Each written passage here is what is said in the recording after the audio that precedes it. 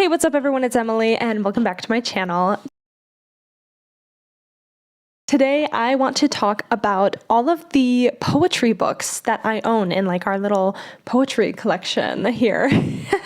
So I took them all off the shelf and I have them all here to show you. It's nothing crazy impressive or anything.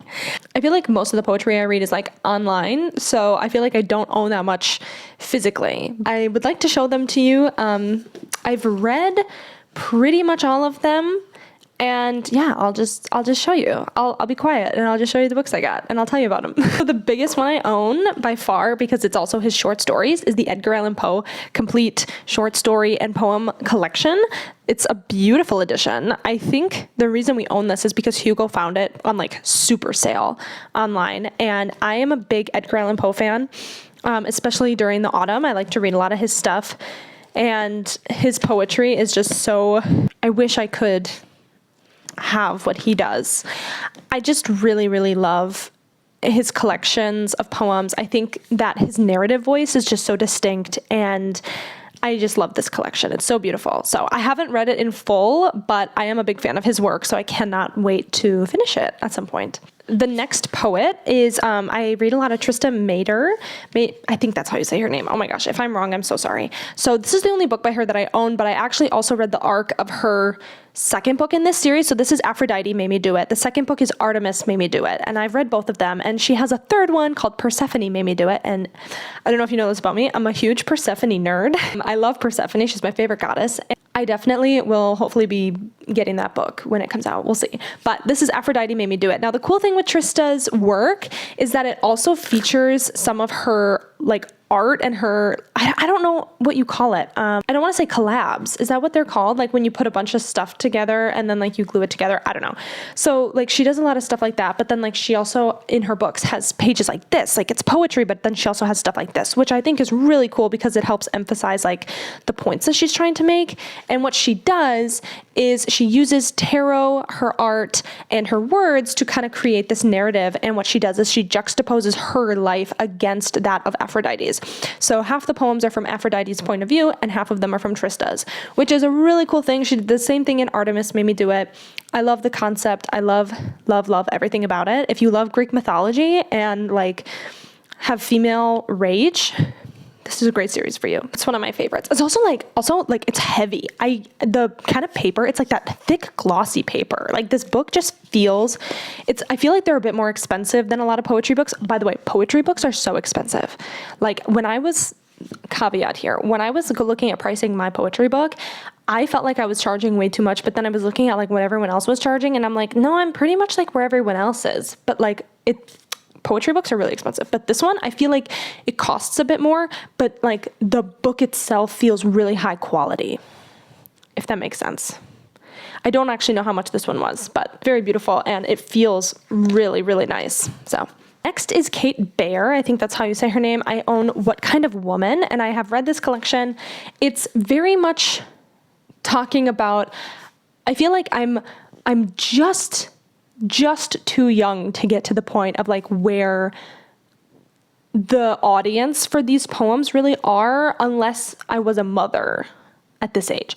I feel like the majority of her poems, they're speaking about motherhood and her womanhood, and like her femininity in her life. But I feel like I'm not gonna truly understand this book until I'm like in my 30s. But she talks a lot about the challenges of being a woman and being a mother and like the body that she's in. And it was a very beautiful collection and I really, really enjoyed it. I love this book and that cover is just absolutely gorgeous always. She also talks a lot about her marriage, and I don't know anything really about her personal life or anything, but it sounds like there was some not very great things going on either for herself mentally or within the relationship. And I don't know, I think it was just very beautiful, very self-reflective. And I feel like this is one that I could reread and find new meaning in the text over and over and over again. One of my favorites from this book is called 2020. And I'm just gonna read it for you. I hope that's okay. 2020. We complain about the price of coffee as if it isn't becoming extinct along with the rest of us. Would it be so wrong if we cut off every billionaire at the knees? Would it be so wrong if I touched my face to yours? 2 men run for office. It doesn't matter who they've ruined. This is the year I unfriend anyone who uses a beauty filter, who fetishizes youth into social currency. I don't know how someone can write about Southern roots who lives in Massachusetts. I don't know how we can manage our ordinary lives when we're this close to the death and dying. Go ahead and tell me otherwise. Go ahead and tell me something good. So yeah, I feel like this really dives into specifically motherhood and like strained marriages. And it was very beautiful and very touching. And even if I can't relate to all of it, like I get what she's saying. Yeah, I love this one. Another one of the books I have is The Sun Will Rise and So Will We. I picked up this book because I follow the author on Instagram and I follow her on TikTok also, of all places. And I was pretty interested in it. I will say the poems in this one read a lot more like inspirational journal entries. And that's not necessarily a bad thing.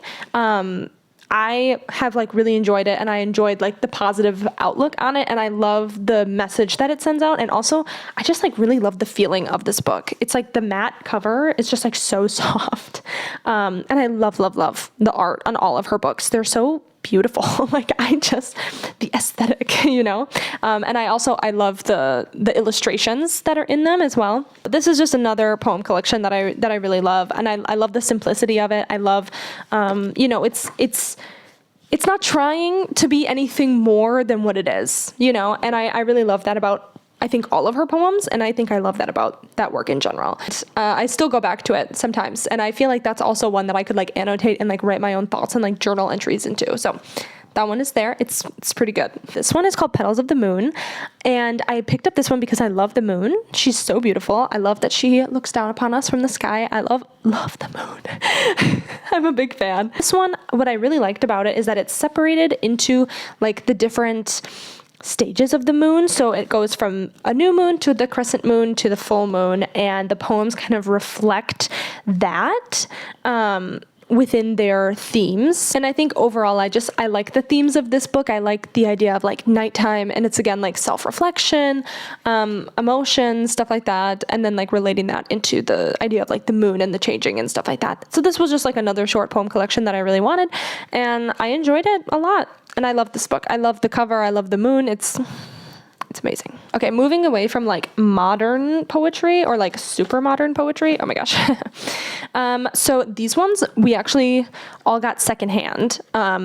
We try to buy secondhand and locally when we can. So the first one I have is contemporary American poetry.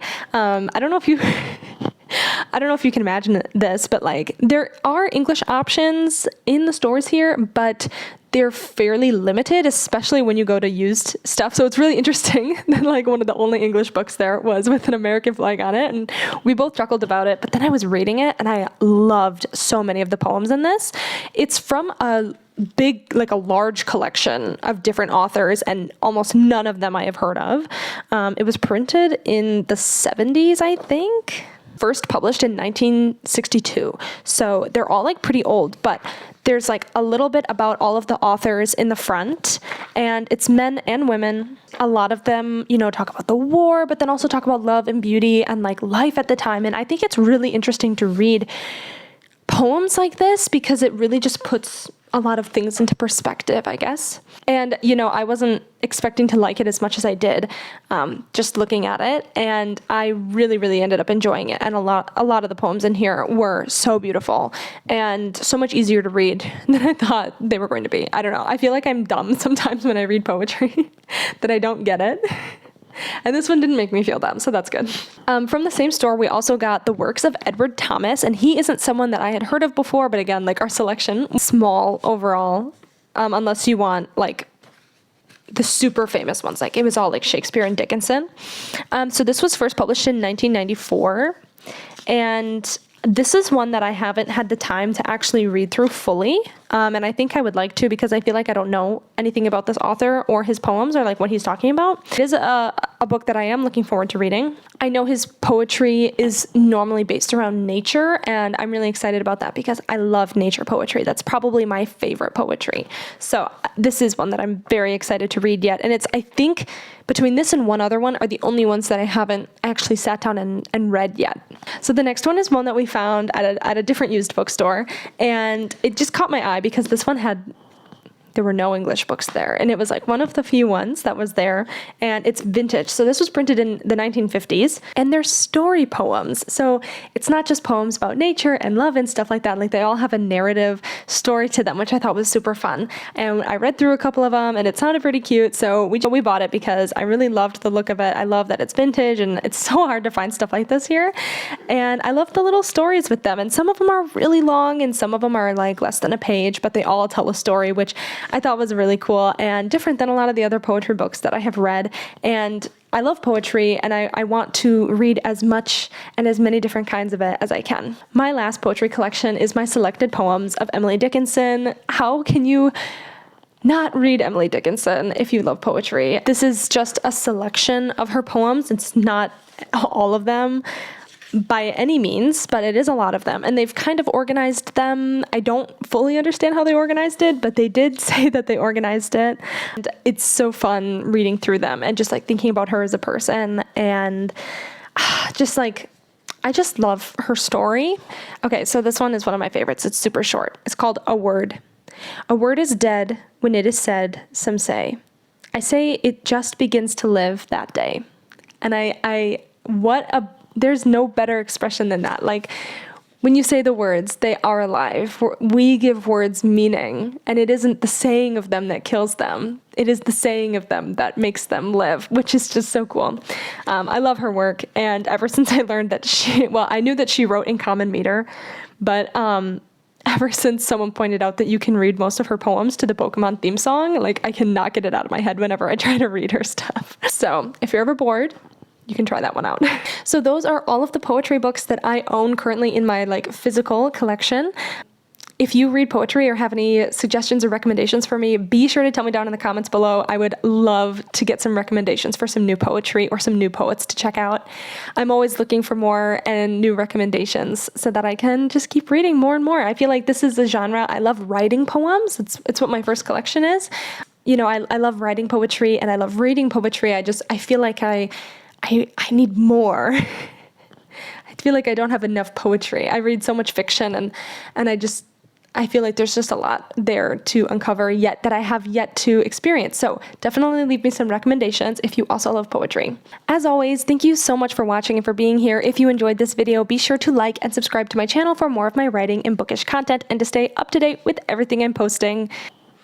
Thank you so much for watching. I hope you have a great rest of your day, and I can't wait to see you in the next one.